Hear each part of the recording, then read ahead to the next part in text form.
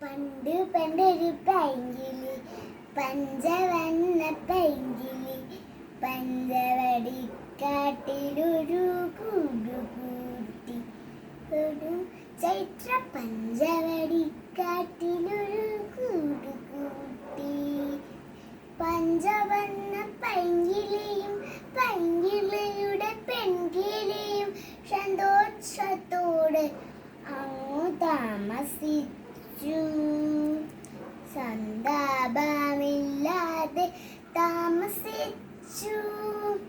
കാലവർഷം വന്നു നാൾ, കാറ്റും മഴയും വന്നു നാള്. കാറ്റടിച്ചു വീണു പോരു കൊച്ചുകൂട്, കൊടും കാറ്റടിച്ചു വീണു പോരു കൊച്ചുകൂട്.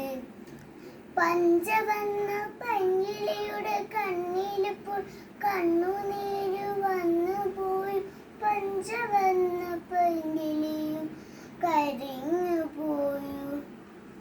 പഞ്ചവടിക്കാട്ടിൽ നിന്ന്